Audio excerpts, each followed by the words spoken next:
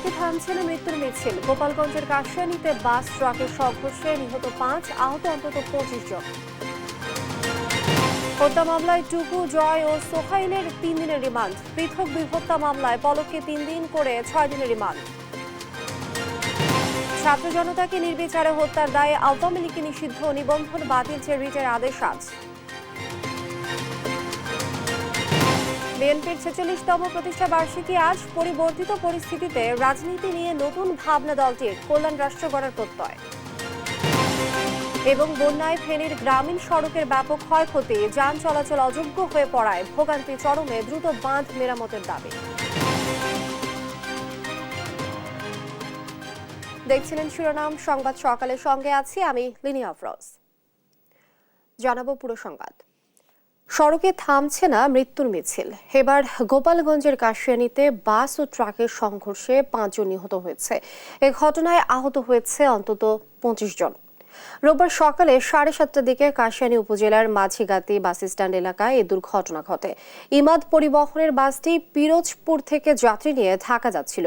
Majhigati bus stand এলাকায় উল্টো দিক থেকে আসা একটি খালি ট্রাকের সঙ্গে মুখোমুখি সংঘর্ষের পর বাসটি রাস্তার পাশের খাদের পড়ে যায়।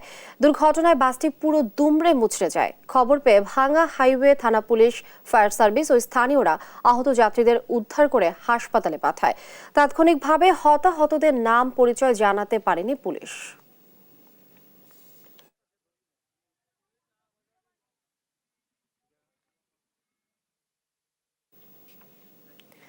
এদিকে নরসিংদীতে ঢাকা সিলেট মহাসড়কে মাইক্রোবাস ও কাভার্ড ভ্যানের মুখোমুখি সংঘর্ষে নিহতের সংখ্যা বেড়ে 5 জনে দাঁড়িয়েছে। আহত হয়েছে 3 জন। শনিবার রাত 9:30টায় মহাসড়কে নরসিংদীর গড়িয়া এলাকায় আঞ্চলিক পাসপোর্ট অফিসের সামনে এই দুর্ঘটনা ঘটে। স্বজনরা জানান, রাজধানীর মিরপুর থেকে পারিবারিক অনুষ্ঠান শেষে মাইক্রোবাসে করে নরসিংদীর রায়পুরায় নিজ বাড়িতে ফিরছিলেন 8 জন। মাইক্রোবাসটি গড়িয়া এলাকার আঞ্চলিক পাসপোর্ট অফিসের সামনে পৌঁছালে ইটাখোলা থেকে ঢাকামুখী একটি কাভার্ড ভ্যানের সাথে মুখোমুখি সংঘর্ষ হয়। এই সময় মাইক্রোবাসটি একেবারে দুমড়ে মুচড়ে যায়। ঘটনাস্থলে নারী ও শিশু সহ 4 জন নিহত হয়। আর সকালে মারা যান গাড়ি চালক আনোয়ার হোসেন।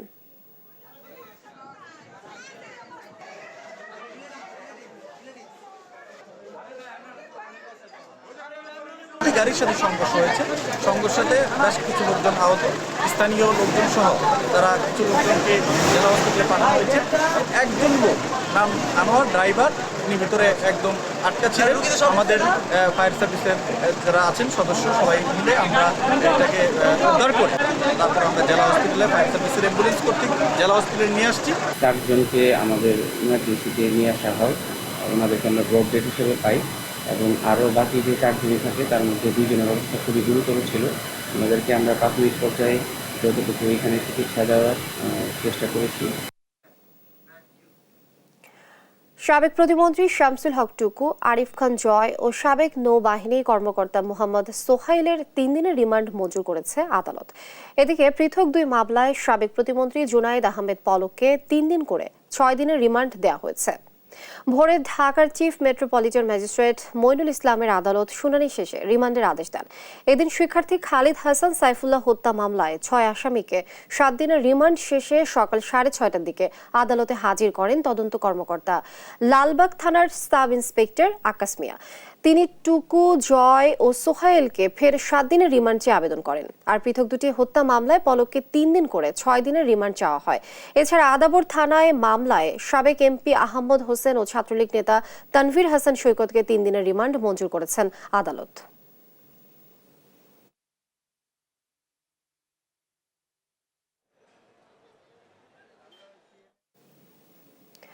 ছাত্র জনতাকে নির্বিচারে হত্যার দায়ে আওয়ামী লীগকে নিষিদ্ধ ও নিবন্ধন বাতিল চেয়ে দায়ের করা রিটের আদেশ আজ।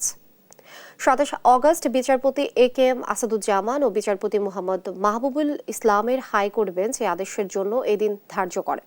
আদালতের রাষ্ট্রপক্ষে শুনানি করেন অ্যাটর্নি জেনারেল মোহাম্মদ আসাদুজ্জামান।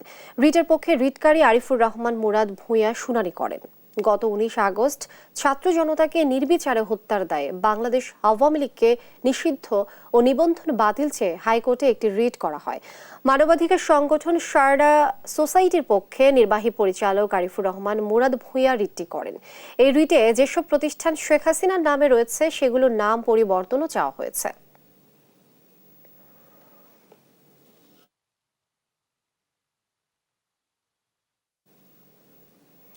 সেবার বিপরীতে মাসুল বা চার্জ হিসেবে 9টি বেসরকারি ব্যাংকের চেক, পে অর্ডার ও ব্যাংক গ্যারান্টি গ্রহণ করবে না চট্টগ্রাম বন্দর কর্তৃপক্ষ, যেগুলোর মধ্যে কিছুদিন আগেও এস আলমের নিয়ন্ত্রণাধীন ব্যাংক ছিল 6টি। ব্যাংকগুলো হলো Islami bank Bangladesh, global Islami bank, union bank, Bangladesh commerce bank, first security Islami bank, social Islami bank, Padma bank, national bank ও আইসিবি ইসলামী ব্যাংক। এর মধ্যে কিছুদিন আগেও প্রথম 6টি ব্যাংকের পর্ষদে সরাসরি এবং ন্যাশনাল ব্যাংকের পর্ষদ পরোক্ষভাবে চট্টগ্রাম ভিত্তিক ব্যবসায়িক গোষ্ঠী এস আলমের নিয়ন্ত্রণ ছিল। ক্ষমতার পালা বদলের পর এর মধ্যেই ইসলামী ব্যাংক, সোশ্যাল ইসলামী, গ্লোবাল ইসলামী ও ইউনিয়ন ব্যাংকের পর্ষদ ভেঙে দিয়ে নতুন পর্ষদ গঠন করে দিয়েছে বাংলাদেশ ব্যাংক। এতে করে এসব ব্যাংকের পর্ষদ এস আলম মুক্ত হয়েছে।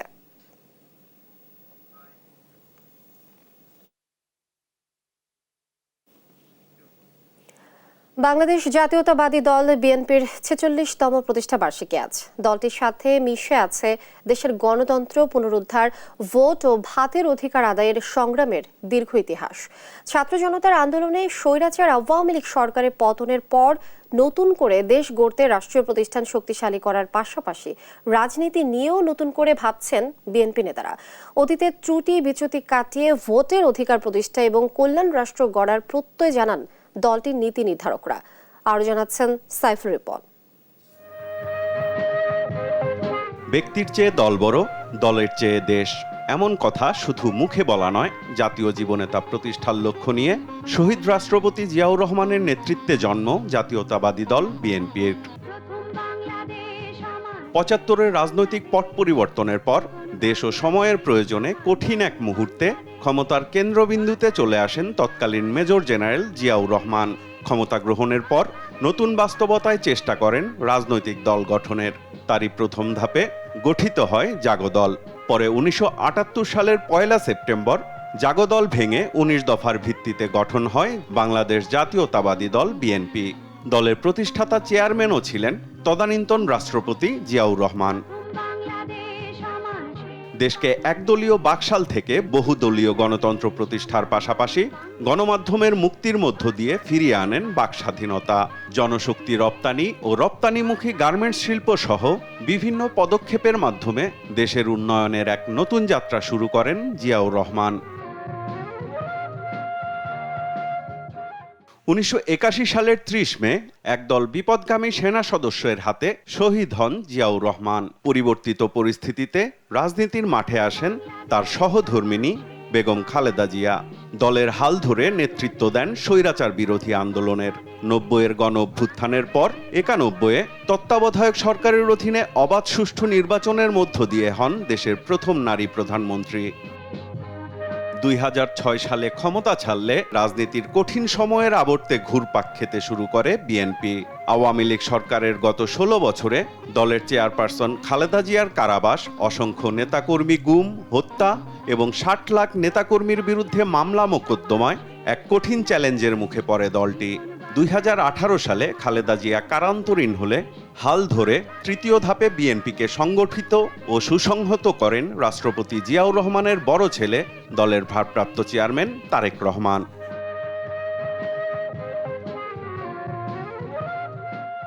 ৪ দশকেরও পুরনো এই দলটির সাথে মিশে আছে বাংলাদেশের গণতন্ত্র পুনরুদ্ধার, মানুষের ভোট ও ভাতের অধিকার আদায়ের সংগ্রামের দীর্ঘ ইতিহাস।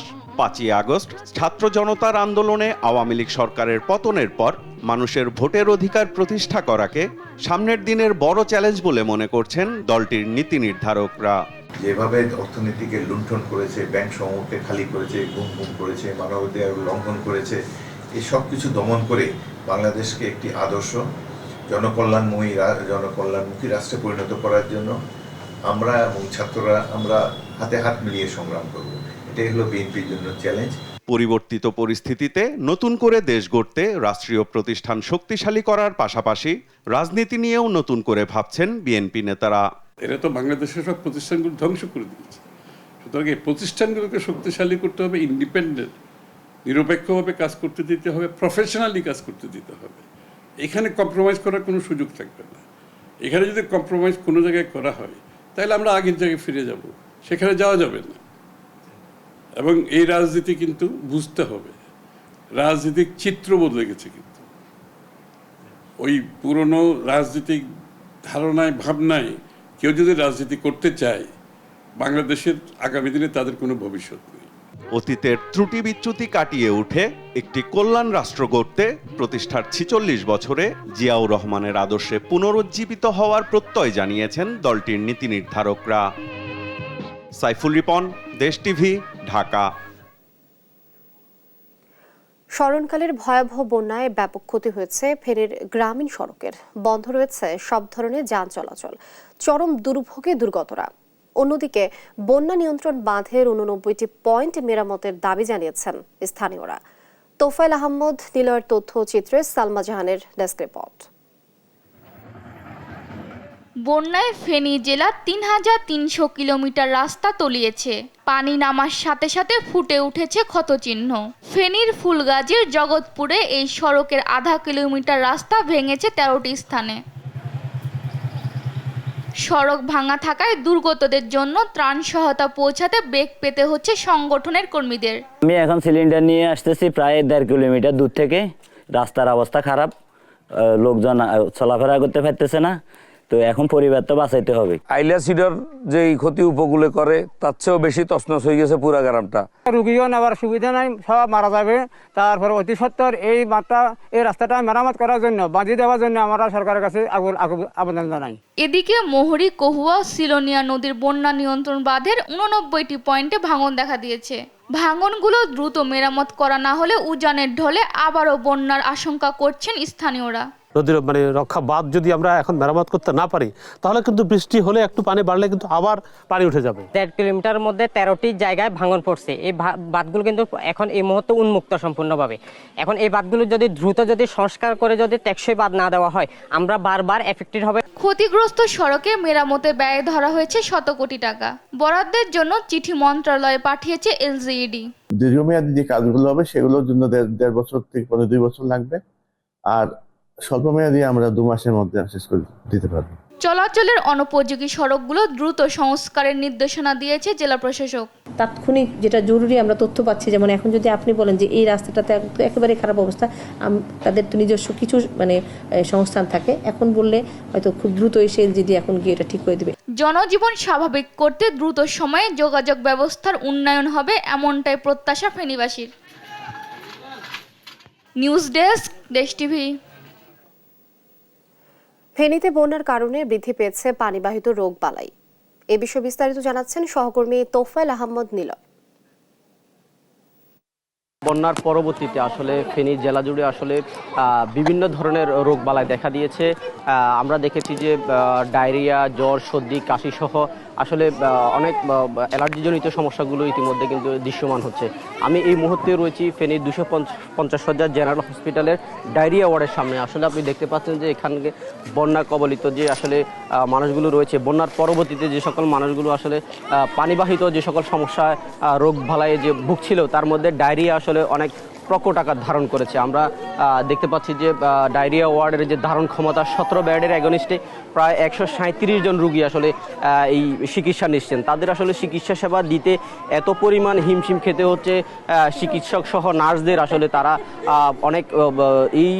অনেক কষ্ট করেও তাদের এই যে কার্যক্রম সেটি কিন্তু এখনো অব্যাহত রেখেছে। আমরা দেখতে পাচ্ছি যে হসপিটালের বাইরে আসলে বিভিন্ন জায়গায় মেঝেতে আসলে তারা চিকিৎসা নিচ্ছে, কোনোভাবেই আসলে কেউ সেখান থেকে থেকে আসলে ফিরে যাচ্ছে না। আমরা এখানকার কর্তব্যরত চিকিৎসক আবাসিক কর্মকর্তা আমরা ডাক্তার আসিফ ইকবালের সাথে কথা বলেছি। আসলে তিনি আমাদেরকে জানিয়েছেন যে এখানকার যে চিত্র আসলে গত কয়েকদিনের আসলে বন্যার পরবর্তী চিত্রগুলো আসলে পুরো হসপিটাল জুড়ে আসলে আমরা ভিন্নভাবে দেখেছি। এখানকার যে আসিফ ইকবাল তিনি আরও জানিয়েছেন যে শুধু ডায়রিয়া ওয়ার্ডে নয়, এমনকি প্রতিটি ওয়ার্ডে আসলে একই চিত্র বলে তিনি জানিয়েছেন। ধারণ ক্ষমতার পুরো হসপিটালের রুগীদের ধারণ ক্ষমতার প্রায় 3 থেকে 4 গুণ রুগী আসলে বেশি রয়েছে। আমরা এখন একজন ডায়রিয়া ওয়ার্ডের স্টাফ নার্সের সাথে কথা বলবো। আসলে আপনাদের এই ওয়ার্ডে আসলে রুগীর সংখ্যা কেমন? আসলে এই রুগীদের সেবা দিতে আসলে আপনাদের কোনো হিমশিম খেতে হচ্ছে কিনা? হ্যাঁ, তা তো অবশ্যই। আমার এই ওয়ার্ডে মাত্র 17টা বেড, কিন্তু এখন আজকে আমার রিপোর্টে আছে 137টা পেশেন্ট। তো আমরা আমাদের ভিতরে, ওপরে, নিচে এবং কি অন্য মানে গাছতলা, বারান্দা, রাস্তা সব জায়গায় হলো রুগীর সেবা দেওয়া হচ্ছে। এখানে আমরা কোনো রুগীকেই ফেরত পাঠাচ্ছি না। আমাদের মানে লোডিং ক্যাপাসিটি থেকেও মানে 3 গুণ বেশি হয়ে যাচ্ছে রুগী, তারপরেও আমরা সেবা দিয়ে যাচ্ছি।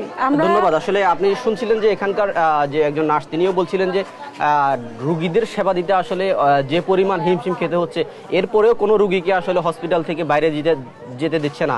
হসপিটালের আশপাশের যে সকল গাছপালা রয়েছে সেগুলোতে আসলে মানুষ এখান থেকে চিকিৎসা নিচ্ছে।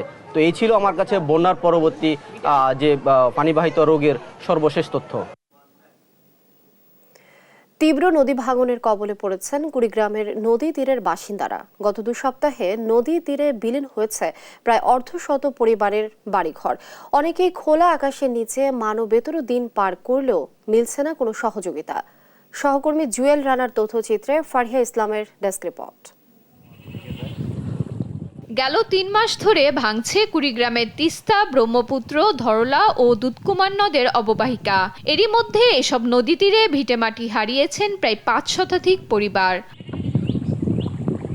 কুড়িগ্রাম সদরের যাত্রাপুর ইউনিয়ন, উলিপুর উপজেলার বজরা বেগমগঞ্জ, রাজারহাট উপজেলার ঘড়িয়ালডাঙ্গা ও বিদ্যানন্দ ইউনিয়নের বেশ কিছু এলাকায় তীব্র আকার ধারণ করেছে নদী ভাঙন। হুমকির মুখে রয়েছে শিক্ষা প্রতিষ্ঠান, হাটবাজার ও অসংখ্য পরিবার।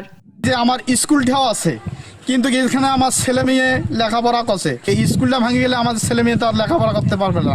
রাত খান যে আমরা থাকবো সব ঘরটাও আমার নাই, আমরা আগের মধ্যে রাত কাটাই।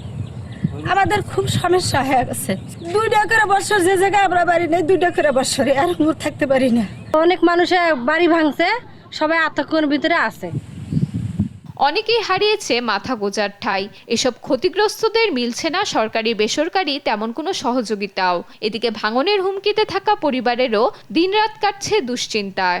আমাদের আশপাশের জেলা বাড়ি আসলো, অনেক ফ্যামিলি চলে গেছে, কিন্তু আমরা নদীর ধারে বসে আছি, কখন যে আমাদের বাড়ি যায় ঠিক নাই। এখনো কেউ বস্তা এখানে ফেলাই নাই, আর একটা চাপা পড়লে আমার ঘরের দাপন থেকে শোক যাবে। ডিসি অফিস গেছি, টিএন অফিস গেছি, পানি উন্নয়ন বোর্ডে দরখাস্ত দিয়েছি, কিন্তু কাজ তারা করবে চায়, করে না। আমার বাড়ি এক যে একটা ঘর নামে থুসি, আরো বাকি বাড়িটা বিল্ডিং হয়ে যাবার নিচে কোনো কাজের অধ্যায় নিবেন নিচ্ছে না। ভাঙন কবলিত এলাকায় জরুরি ভিত্তিতে কাজ করার পাশাপাশি ভাঙন প্রতিরোধে পরিকল্পনা গ্রহণের কথা জানালেন স্থানীয় পানি উন্নয়ন বোর্ডের এই কর্মকর্তা।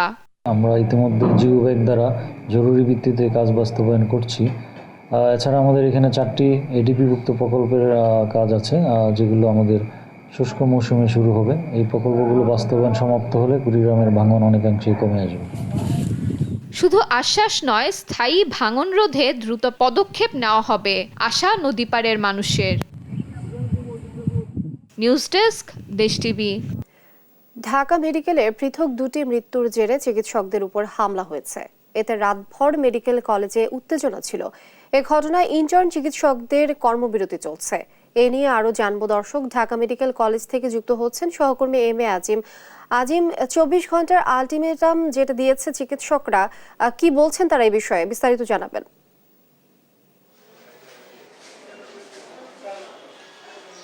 লিনিয়ার চিকিৎসকদের নিরাপত্তার দাবিতে কিন্তু সকাল থেকে আমরা এখানে দেখেছি যে ইন্টার্ন যে চিকিৎসকরা রয়েছেন তারা কিন্তু কর্মবিরতি পালন করছেন, এবং আমরা কিছুক্ষণ আগে এখান থেকে জানতে পেরেছি যে তারা কিন্তু একটি বৈঠকে বসেছেন এবং কি ধরনের সিদ্ধান্ত তারা নেবেন বা তাদের যে দাবি ছিল, যে দাবিগুলো ছিল, সেই দাবিগুলো কতটুকু বাস্তবায়ন হবে সেই বিষয়গুলো, এবং তাদের যে এই যে দাবি, সেই দাবির সাথে কিন্তু সারা দেশে যাতে চিকিৎসকদের নিরাপত্তা বজায় থাকে সেই বিষয়গুলোকেও তারা নিয়ে আসছেন, এবং সেক্ষেত্রে সারা দেশের মধ্যে এই কর্মসূচি আসবে কিনা সেই বিষয়গুলোতে কিন্তু তারা এই মুহূর্তে আসলে বৈঠকে বসেছেন বলে আমরা জানতে পেরেছি।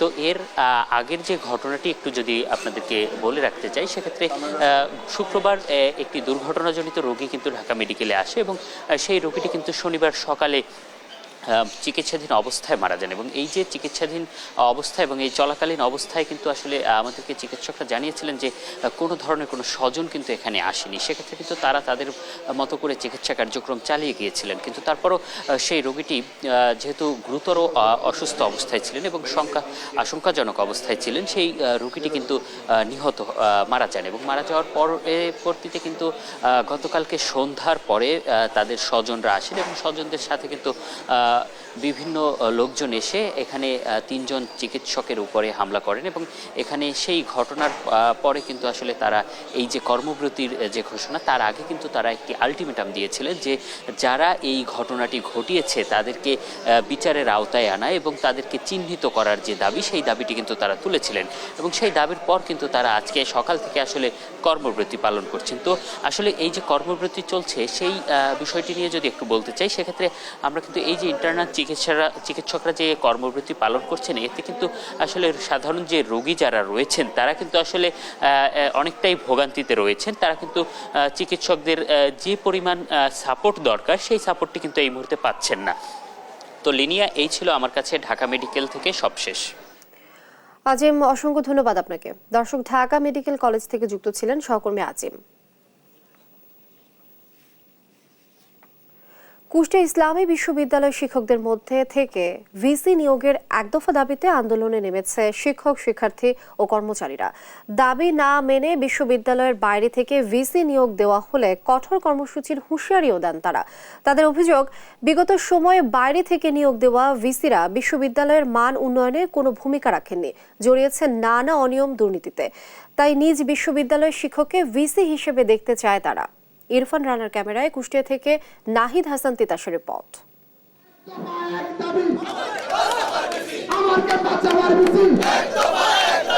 এক দফা এক দাবি, আমার ক্যাম্পাস আমার ভিসি, এমন স্লোগানে আবারও উত্তপ্ত কুষ্টিয়া ইসলামী বিশ্ববিদ্যালয় ক্যাম্পাস।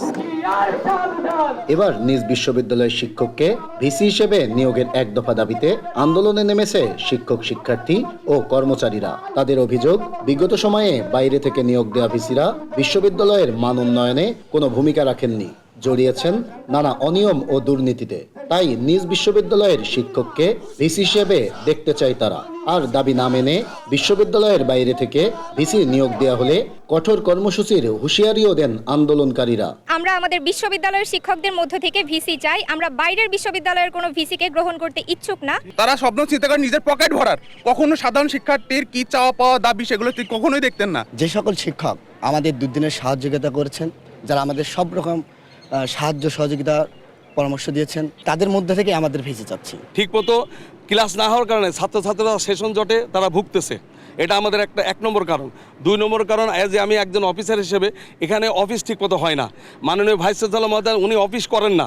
আর শিক্ষার্থী ও কর্মচারীদের এই দাবিকে সমর্থন জানিয়ে শিক্ষকরাও বলছেন, বিশ্ববিদ্যালয়ের শিক্ষকদের মধ্য থেকে ভিসি নিয়োগ দিলে থাকবে দায়বদ্ধতা ও জবাবদিহিতা, ফলে মান উন্নয়ন হবে বিশ্ববিদ্যালয়ের। যদি বাইরের বিশ্ববিদ্যালয় থেকে একজন ভিসি আসেন, আমরা লক্ষ্য করেছি এর আগে, উনি বিশ্ববিদ্যালয়ের একজন শিক্ষককে, একজন অফিসারকে চিনতে ওনার সবাই লাগে 2 মাস, 4 মাস, 6 মাস।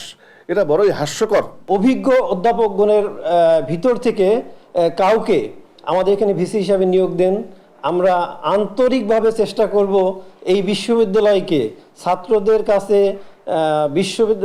ছাত্রবান্ধব বিশ্ববিদ্যালয় হিসাবে যাতে গড়ে ওঠে।